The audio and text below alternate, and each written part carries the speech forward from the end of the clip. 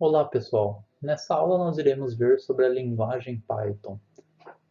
Nós vamos ver por enquanto mais na teoria, a teoria sobre a linguagem, e na aula seguinte nós veremos realmente a aplicação. Nós vamos fazer alguns códigos para contas simples usando Python e até ler uma imagem, né? Mas nessa aula vai ser só teórico mesmo para a gente se acostumar com algumas ideias da linguagem, certo?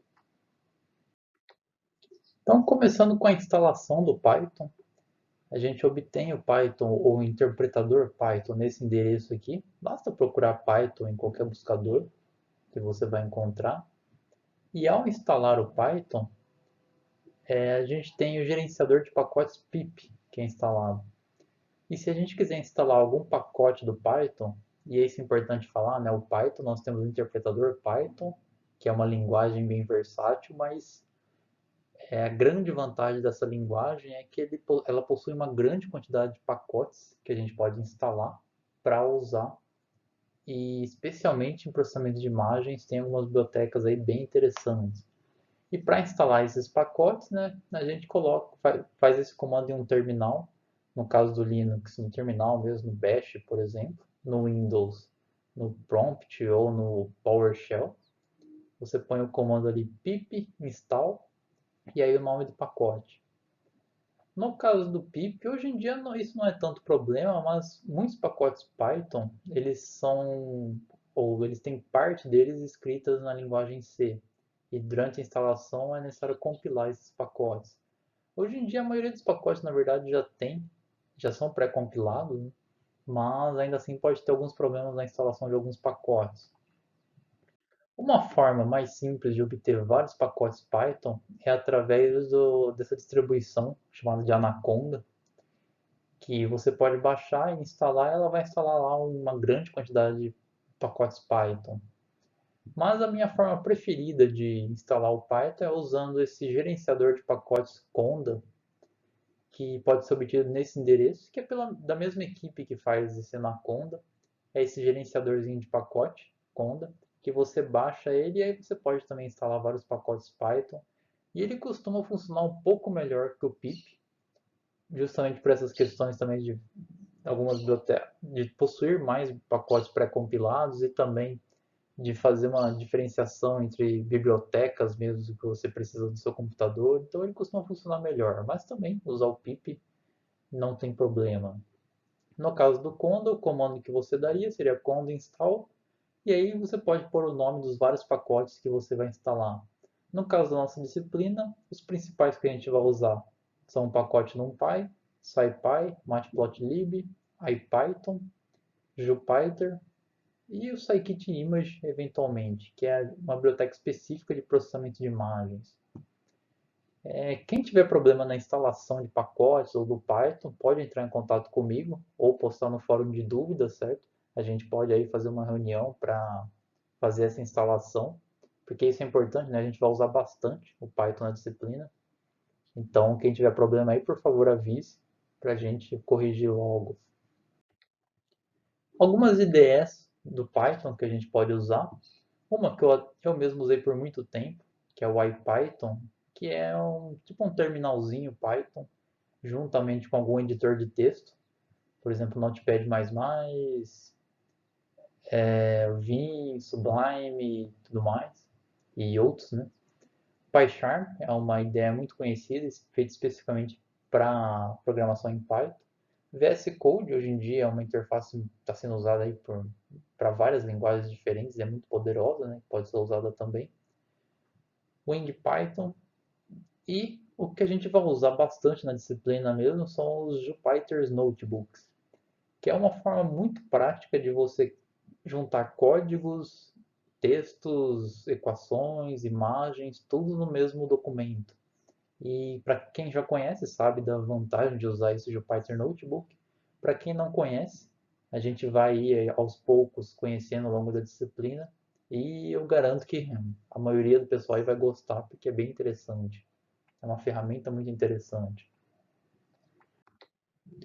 É um bom curso para ver algumas coisas sobre Python e NumPy, Matplotlib, é esse endereço aqui. Caso fique alguma dúvida aí, de repente você pode dar uma olhada nesse endereço. Lá tem algumas dicas bem interessantes. Mas eu vou tentar aqui também dar tudo que é necessário para a gente usar na disciplina, né? Especialmente sobre essa biblioteca NumPy, que é praticamente requerido você usar ela quando você está fazendo processamento de sinais, aprendizado de máquina, qualquer coisa assim mais numérica que você faça com Python. Você em geral usa a biblioteca NumPy, que justamente vem do nome Numeric Python, e você fazer cálculos, né, usando Python. Então, a gente vai fazer um overview aqui bem rápido sobre a sintaxe da linguagem Python. Começando lá, realmente, bem do começo, né, para a gente definir uma variável no Python. É o que a gente costuma fazer em várias linguagens. O nome da variável igual o valor que vai ser associado a essa variável. Então, eu tenho lá variável valor igual ao número 6. Variável nome igual a string Paulo. No Python, uma string a gente pode definir ela usando aspas duplas ou aspas simples, não tem diferença no Python. Uma variável pode ter valor booleano também, no caso true ou false, e no Python o true e false, a primeira letra é maiúscula, tem que lembrar disso. O true, e Python é sensível ao case, né? Se você usa maiúsculo ou minúsculo é diferente. Então, se você usar true minúsculo aqui, ele vai achar que é uma variável chamada true e não vai reconhecer, certo? Então tem que ser a primeira letra maiúscula, sempre lembrando disso. Atribuição de igualdade. Então a atribuição a gente acabou de ver, associar um valor a uma certa variável. E para verificar se duas variáveis são iguais, a gente usa dois sinais de igual. Então, variável 1 igual igual variável 2, a gente está testando se essas variáveis possuem o mesmo valor. Os tipos de variáveis mais usados em Python, tipo inteiro, tipo ponto flutuante, é o usual, né? Um número com ponto flutuante, pode ser positivo ou negativo, tipo string, que eu acabei de falar, pode ser aspas duplas ou simples para definir a string, booleano. Listas em Python, que é o tipo de variável muito poderoso de ser usado em Python, que uma lista, que seria um array, essencialmente em outras linguagens, né? Que a lista do Python se comporta bastante como uma lista ligada, que a gente aprende aí em estrutura de dados, por exemplo, que a gente pode adicionar elementos e remover. E para representar uma lista, então a gente usa abre colchetes, os valores separados por vírgula, fecha colchetes. Então aqui a gente tem uma lista de 4 elementos. Uma coisa bem poderosa em Python é que uma lista pode ter diferentes tipos de dados, sem nenhuma definição.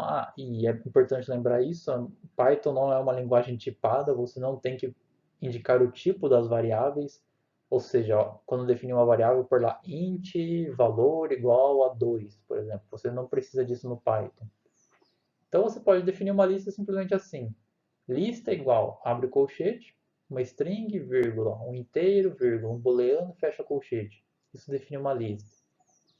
Você tem um outro tipo bem comum de ser usado em Python, que é o dicionário, que ele vai armazenar associações entre tipos imutáveis, essencialmente, vamos pensar aqui em inteiro e string, né?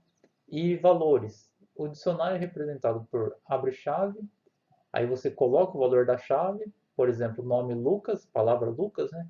2 pontos, o valor associado a esse nome, vírgula, uma outra string, 2 pontos, o valor associado a essa string. E você poderia fazer isso também com números. Número 1 associado a uma string, número 2 associado a uma outra string. Okay? Outro tipo é o tipo arquivo, que você cria usando a função open, que é para ler e escrever de um arquivo. Mas aí a gente vai ver melhor quando for necessário esse tipo de variável. Estrutura condicional em Python. If else. If, condição, não precisa de parênteses, é só dar um espaço, né? If, espaço, uma certa condição, 2 pontos.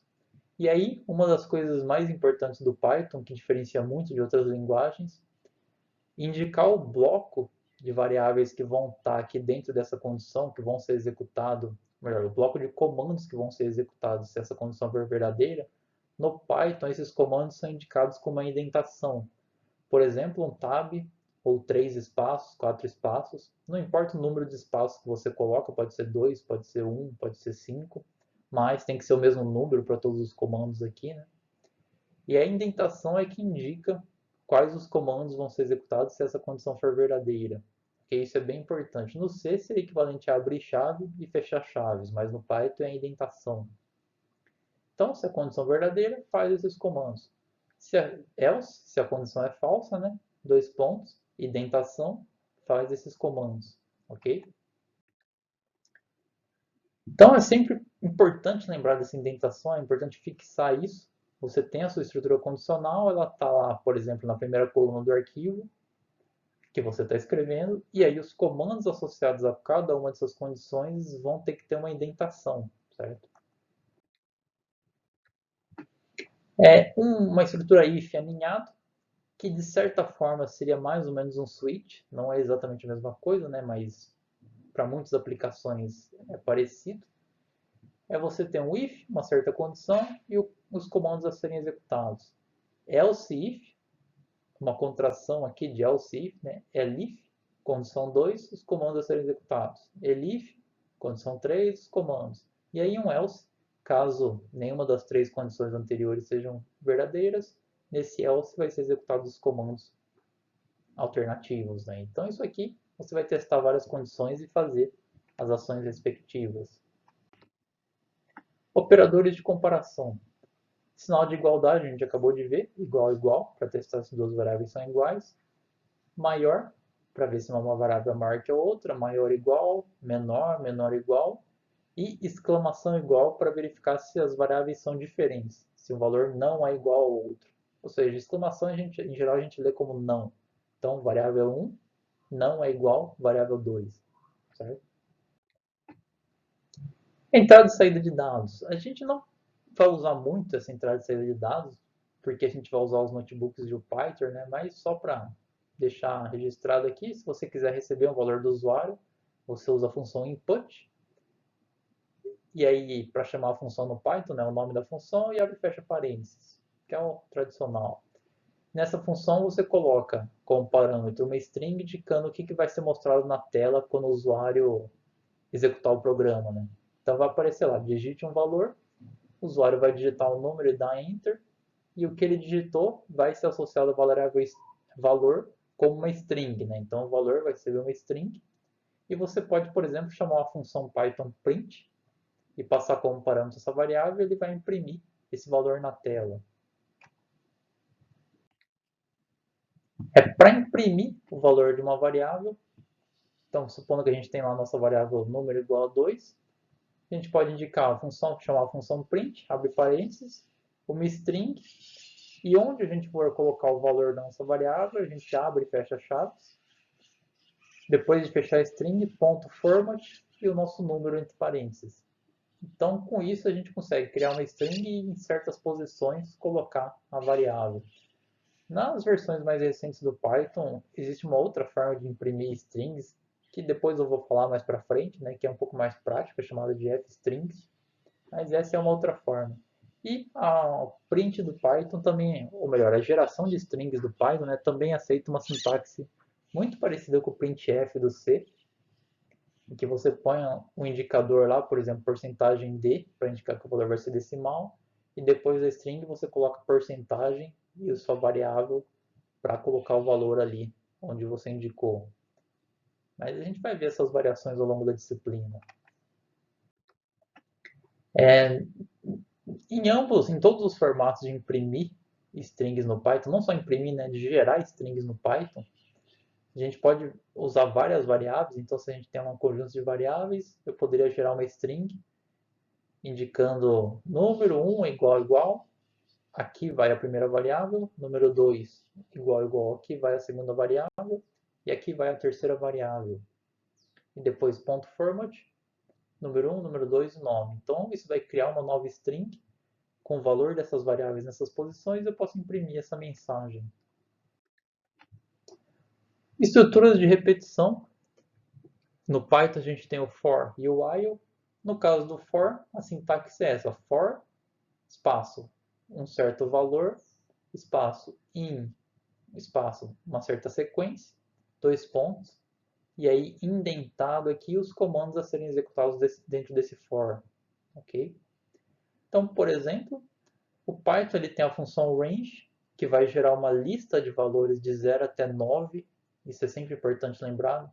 Quando a gente chama o range, os valores gerados vão de 0 até 1 menos o valor do segundo argumento aqui.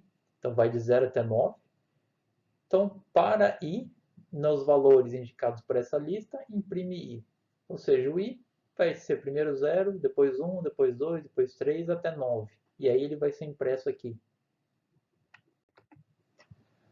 Um for aninhado, para aninhar o for, basta usar a indentação. Né? Então, para i, dentro desses valores de 0 até 9, e aí para cada valor de i, para j, dentro dos valores de 0 até 3, indentação, imprime o i vezes j. Então, isso aqui vai imprimir a multiplicação de i com j, para o i tendo todos esses valores de 0 a 9 e o j de 0 a 3. Ok?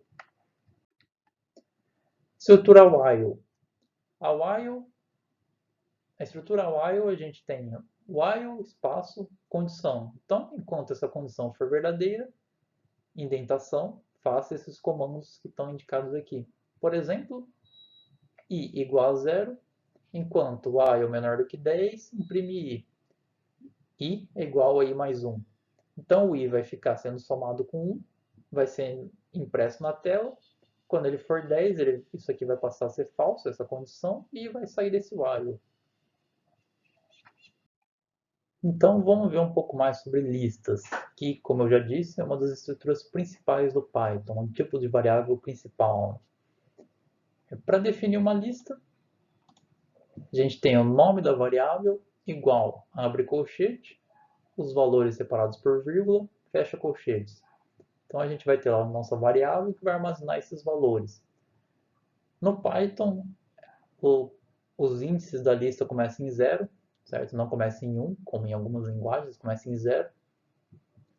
E para acessar um certo elemento da lista, então se eu quero acessar o elemento 2, eu vou lá, coloco o nome da minha variável, entre colchetes, o índice que eu quero acessar. Nesse caso vai ser o valor 7, certo? 0, 1, 2. Para modificar um certo elemento da lista, nome da variável, entre colchetes o índice, no caso o índice 4, vai passar a receber o valor 23. Isso é basicamente como modificar um array na linguagem C, por exemplo, ok?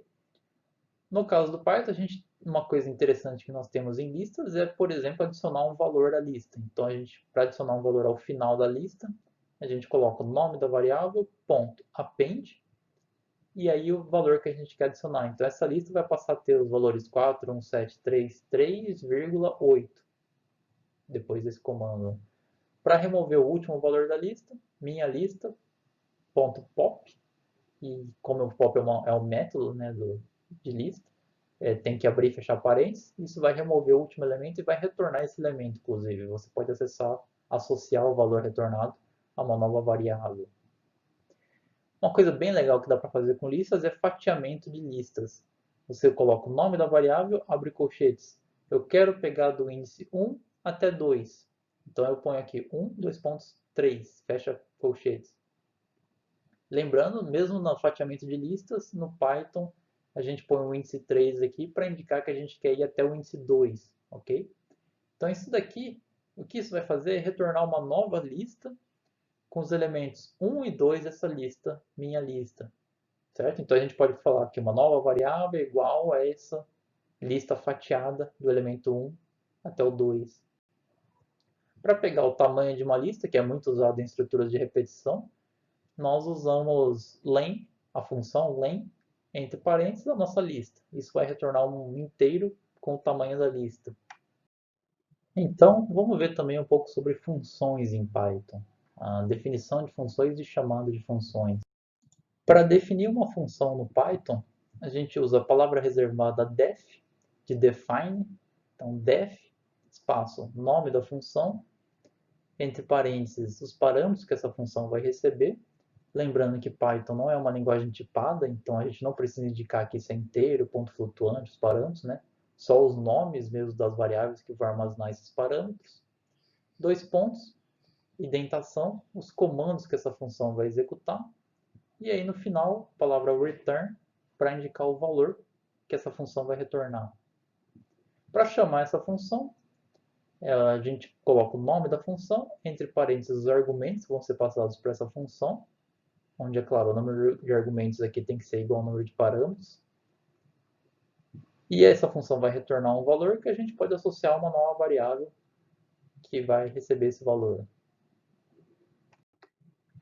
Então, por exemplo, def soma valores.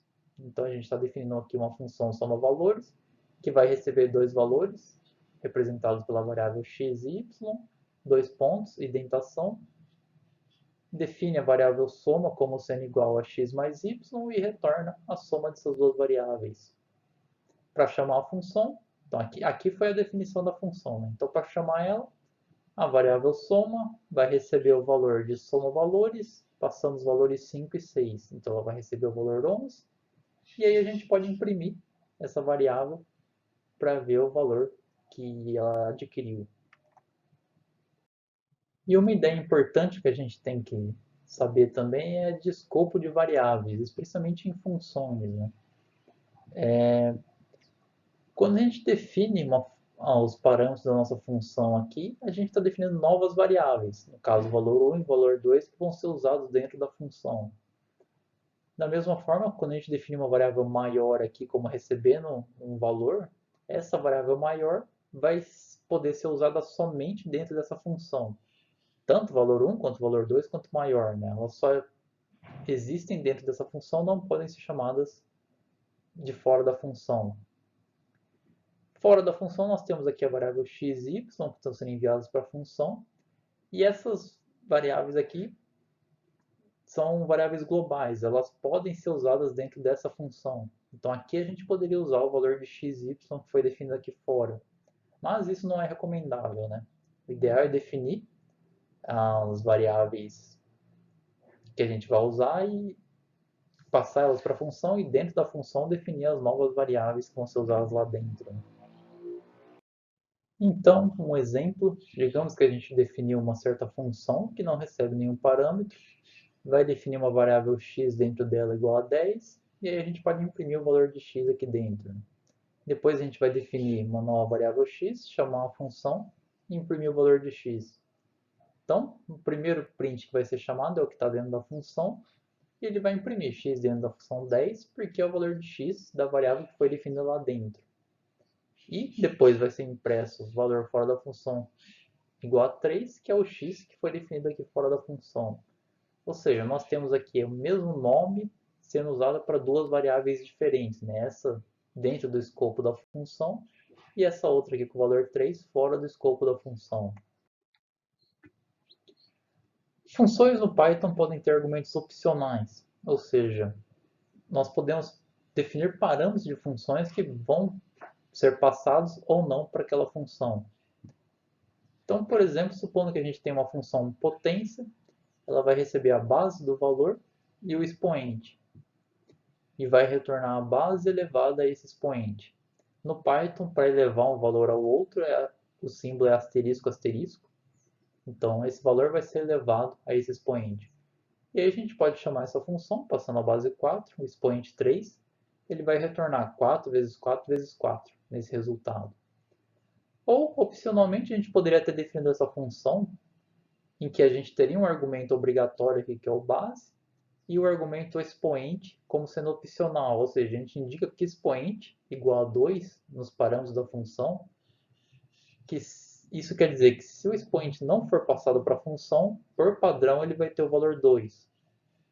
E aí, por exemplo, a gente pode chamar a nossa função potência passando só o valor 4, sem o expoente, e por padrão ele vai assumir que o expoente é 2 e vai retornar 4 vezes 4. Então isso é uma forma de tornar um argumento opcional de uma função. E ambos os argumentos da função podem ser opcionais. Por exemplo, a gente poderia definir uma função em que a base é igual a 2, o expoente igual a 2, são os valores default, né? Valores padrão dessas variáveis. E a gente poderia chamar essa função sem nenhum parâmetro. E ela retornaria 4, que é 2 elevado a 2. E é claro, se a gente definir um argumento opcional, a gente pode passar algum outro valor. Então, por padrão, eles têm o valor 2 aqui, base expoente, mas eu poderia passar 3 como valor para essa função.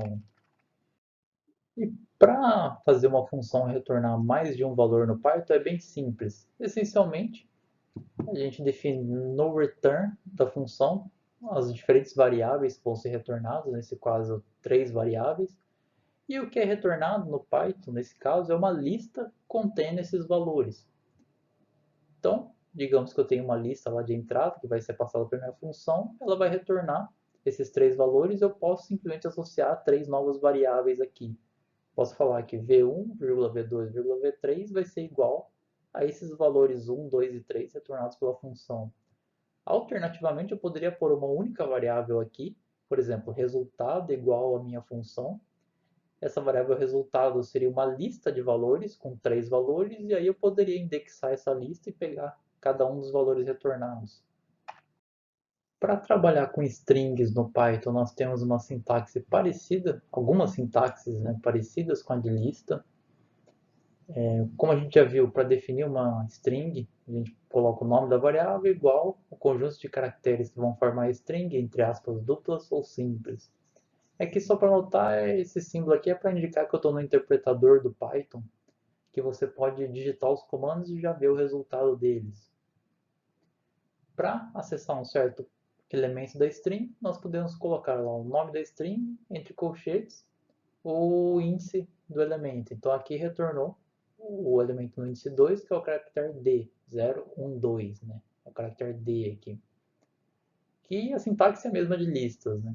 Se eu quiser pegar uma substring a partir dessa string, eu uso a mesma sintaxe de fatiamento de listas. Nome da variável, entre colchetes. Eu quero do índice 3 até o índice 6. Fecha colchetes. Então ele vai pegar do índice 3 até o 6 e retornar uma nova string com esses caracteres. E, como eu disse, é importante lembrar que strings no Python são imutáveis.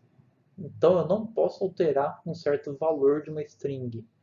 Se eu tenho, por exemplo, nome igual a essa string, e aí eu falar que eu quero alterar o caractere no índice 2, vai dar um erro, porque eu não posso mudar elementos de uma string no Python.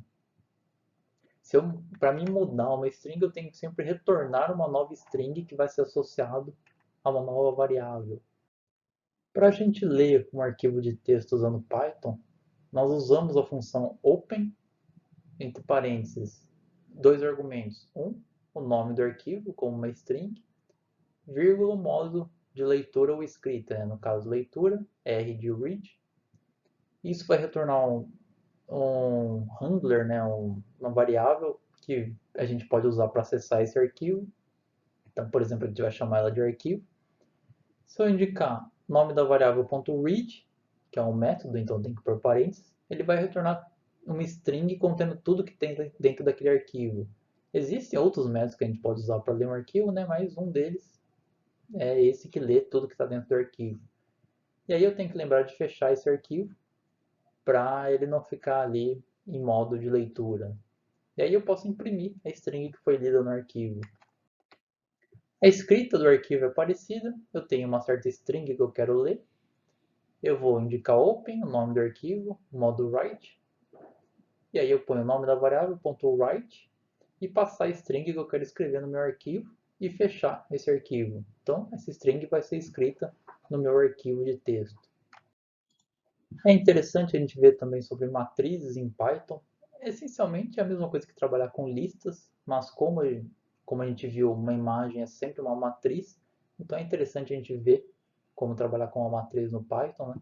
Para definir uma matriz, nome da variável igual, abre colchetes, uma lista representando a primeira linha da matriz, então a primeira linha da matriz vai ser 1, 2, 3, a segunda linha da matriz, 4, 5, 6, a terceira linha, 7, 8, 9. Fecha colchetes, né? E aí a gente pode imprimir a matriz, se quiser mostrar ela na tela. E uma forma mais intuitiva de definir uma matriz seria dessa forma, né? Vou colocar cada linha em uma linha do arquivo mesmo que a gente está escrevendo.